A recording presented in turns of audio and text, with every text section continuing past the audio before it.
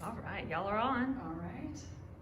So Jed, I want to know what it's like being the only guy in this group. It's been very interesting. I feel like I have a very different perspective on things, just within my yoga and also my outlook and what I'm trying to get out of it.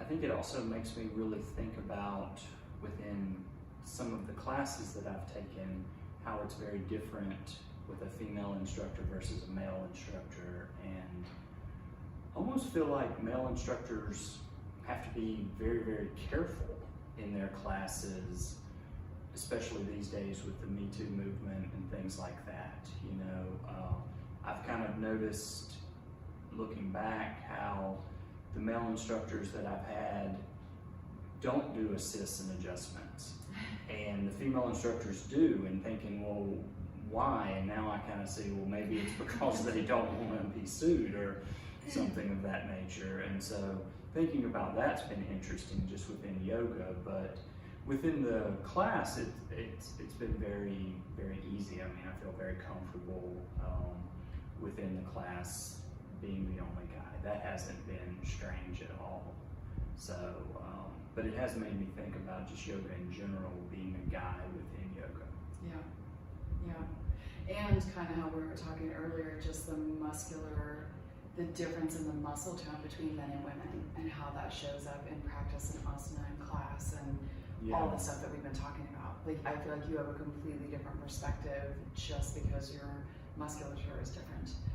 Yeah, within stretching, you know, talking about men being a little more muscle bound, not seeing the EDL and things like that, but also just the way that I approach it as far as within my muscles and wanting to take poses to the nth degree, trying to stretch out, knowing that it is tighter, but then finding that compression is an issue that we have to deal with and think about too. It's not just about stretching. And honoring my body in that way. Yeah, cool. One more question. Yeah. Do you feel like YTT has given you tools to handle COVID and all the intensity of this year and this time? I think it definitely has. You know, we started YTT before COVID, and then all of a sudden this hit, and whether it's learning more about meditation or different styles of yoga, it's definitely helped me deal with those, cope with the stress and the anxiety and everything that's being thrown at us, and also just realizing that there are communities out there, and there are ways to deal with this in a healthy way, and yoga, meditation, and the yoga community being part of that. Right. Yeah. Cool.